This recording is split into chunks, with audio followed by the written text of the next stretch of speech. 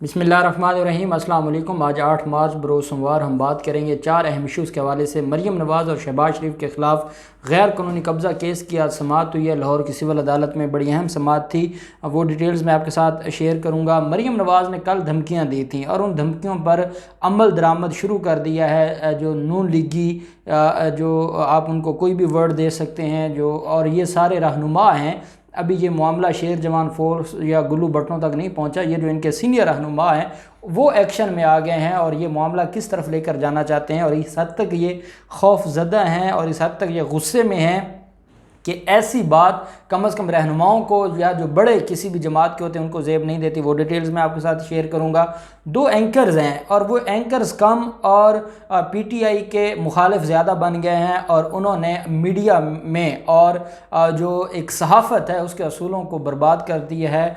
वो मंसूर अली ख़ान है, मोहम्मद मालिक है, जो आज उन्होंने लैंग्वेज इस्तेमाल की है उस पर हम बात करेंगे कि क्या कोई भी जो शख्स है, कोई भी ऐसा जो अपने आप को सहाफ़ी कहे और वो उस तरह की ज़ुबान इस्तेमाल करते हुए या उसे शर्म से डूब मरना चाहिए या उसको सहाफ़त छोड़ देनी चाहिए।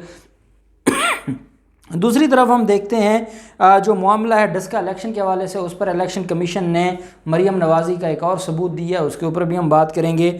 और साथ हमज़ा शहबाज ने आज अहम इजलास बुलाया था एच ब्लॉक में। मरीम नवाज़ से बाहर ये इजलास बुलाई जा रहे हैं, उसकी डिटेल्स भी मैं आपके साथ शेयर करूंगा। और पीडीएम का जो इजलास है और जिस तरीके से आसिफ जरदारी ने सारा कुछ अपने कंट्रोल में कर लिया है और मौलाना और मरीम साइड पर हो गए हैं, वो डिटेल्स भी मैं आपके साथ शेयर करूँगा। पहले तो मैं आपको बताता चलूँ कि मोहम्मद मालिक मामला कुछ इस तरह से है कि पाकिस्तान तहरीक इंसाफ के जो स्पोक पर्सन है उन्होंने ये मामला आया था डॉक्टर अरसलान के हवाले से।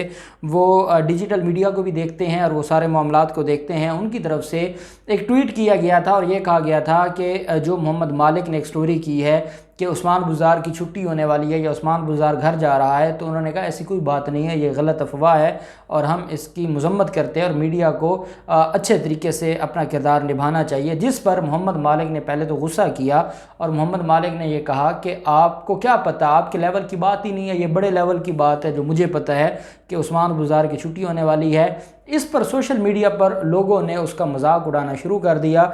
जब मजाक उड़ाना शुरू कर दिया तो वो मोहम्मद मालिक जो अपने आप को एंकर समझते हैं, उन्होंने ट्विटर पर अपने ऑफिशियल अकाउंट पर ट्वीट किया और उसको शुरू यहाँ से किया कि यूथियापे पर शुरू हो गए हैं। अब ये जो वर्ड्स हैं, क्या ये कोई एंकर, चाहे उसका जो एक रिलेशन है या उसकी जो सॉफ्ट कॉर्नर है वो पीटीआई के लिए है, चाहे वो पाकिस्तान मुस्लिम लीग नून के लिए है, चाहे वो किसी के लिए भी है, ये इस तरह के वर्ड्स एक एंकर को ज़ेब नहीं देते कि वो अपने आप को एंकर कहे।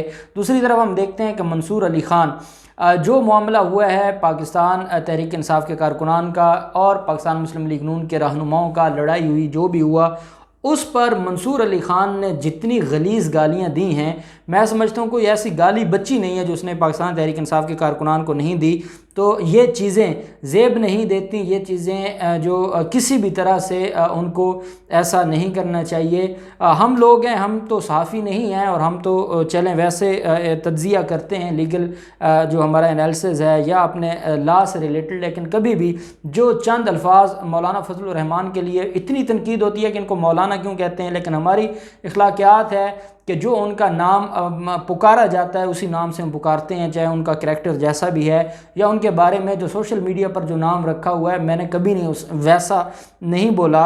या जो पाकिस्तान मुस्लिम लीग नून के कारकुनान हैं उनके लिए जो एक वर्ड यूज़ किया जाता है, कभी नहीं हमने ऐसी बात की। पाकिस्तान तहरीक इंसाफ के कारकुनान के लिए जो वर्ड यूज़ किया जाता है कभी इसके ऊपर बात नहीं की। हामिद मीर और बाकी जो एंकर्स के हवाले से जो अल्फाज इस्तेमाल किए जाते हैं, मरीम नवाज़ या बाकियों के जो सोशल मीडिया पर जर्नल आम पुकारे जाने वाले जो अलकाबात हैं, हमने कभी नहीं ऐसी बात की, क्योंकि हर चीज़ की एक हद होती है और हम लोगों ने नफरतें नहीं फैलानी। हम अपोजिशन के केसेस को डिस्कस करते हैं सिर्फ इसलिए कि उन्होंने हमारे मुल्क को लूटा है। और पहले ये होता था कि वो अपनी चीज़ें छुपा जाते थे और अवाम को नहीं पता चलता था कि असल में हुआ क्या है, और अब अवाम को अवेयरनेस मिल रही है कि ये करते क्या हैं, अदालतों में इनके खिलाफ केसेस क्या हैं, ये कैसे वहाँ पर बहानेबाजी और ड्रामेबाजी करते हैं, ये सारी चीज़ें, ताकि एक अवेयरनेस पैदा हो और जिन लोगों ने मुल्क को नुकसान पहुँचाया है, चाहे वो किसी भी जमात से हो, उनके बारे में एटलीस्ट उनके जो वोटर्स हैं उनको पता होना चाहिए।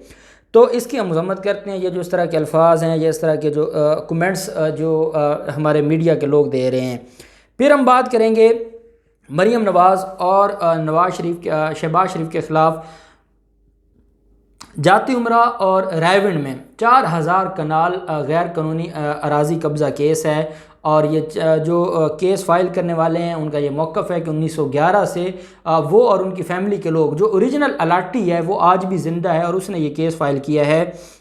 سول جج ہیں سید جہاں زیب بخاری صاحب، ان کی عدالت میں اس کیس کی سماعت ہوئی ہے اور آج مزید دستاویزات پیش کر دی گئی ہیں سائل کی طرف سے. اور سائل نے عدالت کو یہ بتایا ہے کہ میں آج تک قانونی طور پر اور جو ڈاکومنٹیشن ہے آج تک میرا نام ہے اور انہوں نے غیر قانونی قبضہ کیا ہوا ہے، جس پر جو لیگی وکلا ٹیم ہے یا شریف خاندان کے وکلا ہیں ان کے پاس کوئی جواب نہیں تھا. انہوں نے عدالت سے کہا کہ عدالت نے کہا ہم تو یہ کیس اب ڈیسائیڈ کرنے لگے ہیں اور جو اپلیکیشن ہے، جو اسٹے کی اپلیکیشن ہے اس حد تک اس کو اب ڈیسائیڈ کرنا ہے. تو لیگی وکلا کے پاس کوئی جواب نہیں تھا اور انہوں نے کہا جناب کیونکہ نئے ڈاکومنٹس آ گئے تھے، مصدقہ کاپیاں آ گئی تھیں جن کا ان کے پاس کوئی توڑ نہیں تھا، تو انہوں نے عدالت سے کہا کہ ہمیں ایک موقع دیا جائے اور ہم اگلی تاریخ پر عدالت کو آگاہ کریں گے اور ہم اس سارے معاملے میں عدالت میں ہم بھی کوئی دستاویزات جمع کروانا چاہتے ہیں. تو عدالت نے کہا آپ کو آخری موقع دیا جاتا ہے، اگلی تاریخ تک آپ اپنی دستاویزات جمع کروائیں، نہیں تو عدالت جو حکم امتناعی ہے اس کا فیصلہ کرے گی. تو یہ ایک بڑا اہم کیس ہے، چاہے یہ سول میٹر ہے لیکن ہمیشہ کسی کے نام پر پراپرٹی ٹرانسفر ہونا یا اس کو کینسل کرنا یہ سول عدالتوں کے اختیار ہوتا ہے. اور یہ شریف خاندان کی جو 4000 کنال غیر قانونی قبضہ ہے اب یہ خطرے میں پڑ گیا. عدالت نے 18 مارچ تک آخری موقع دیتے ہوئے جو شریف خاندان کے وکلاء ہیں ان کو کہا ہے کہ وہ اپنے ڈاکومنٹس جمع کروائیں اور عدالت اس معاملے کو وائنڈ اپ کرے. اب ہم دیکھتے ہیں کہ مریم نواز نے ایک اعلان کیا اور مریم نواز، میں نے کہا تھا وہ خانہ جنگی کی باتیں کہہ رہی ہے اور وہ خانہ جنگی کروانا چاہتی ہے. یہی بات ہے کہ آغا رفیع اللہ جو پاکستان مسلم لیگ نون کے رہنما ہیں، انہوں نے ایک انٹرویو میں پارس جہاں زیب کے ساتھ ان کا انٹرویو تھا تو وہاں وہ کہتے ہیں کہ ہم نے یہ پورا پلان کر لیا ہے اور انہوں نے اپنی طرف سے یہ دعویٰ کیا کہ میں پارلیمنٹ میں کھڑے ہو کر عمران خان کو جوتا ماروں گا اور میں بدلہ لوں گا جو جوتا احسن اقبال کو مارا گیا ہے. اب ایک ٹی وی چینل پر بیٹھ کے اگر کسی جماعت کا رہنما یہ بات کرے گا تو جوتا مارنا تو دور کی بات ہے، اتنا آسان نہیں ہوتا کہ آپ جو ہے نا کوئی ممبر اس طرح کا کوئی کام کرے اور وہ بھی پارلیمنٹ میں.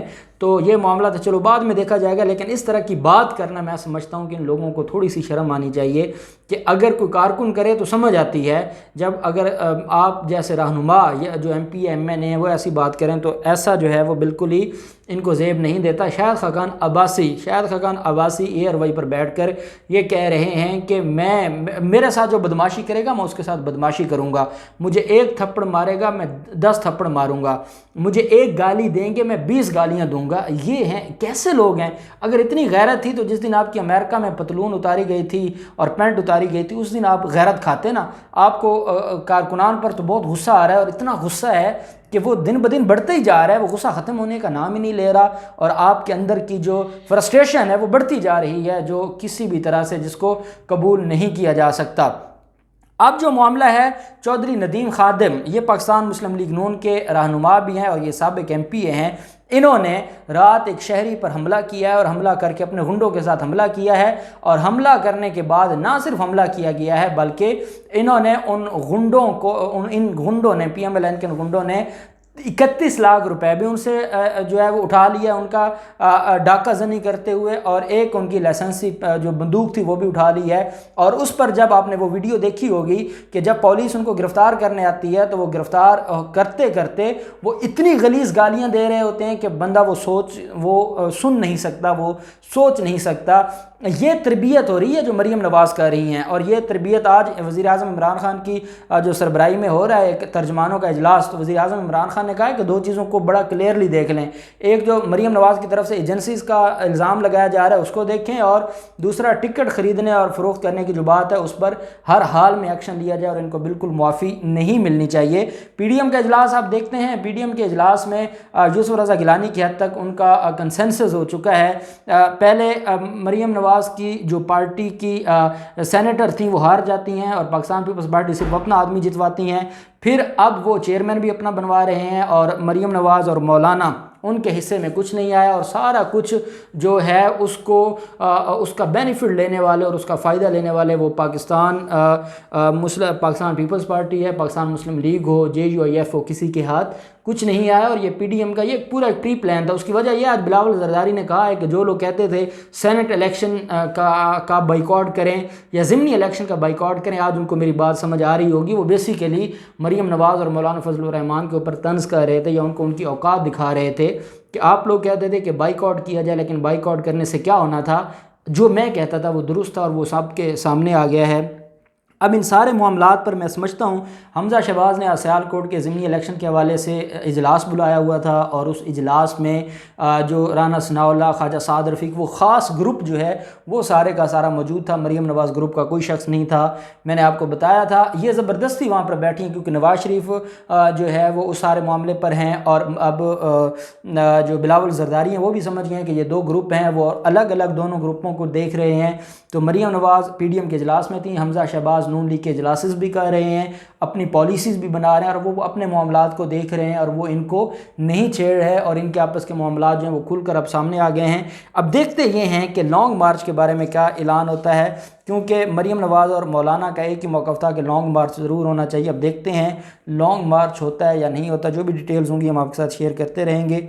अल्लाह पाक पाकिस्तान का हामी नासिर हो। बहुत शुक्रिया। अल्लाह हाफ़िज़। पाकिस्तान ज़िंदाबाद।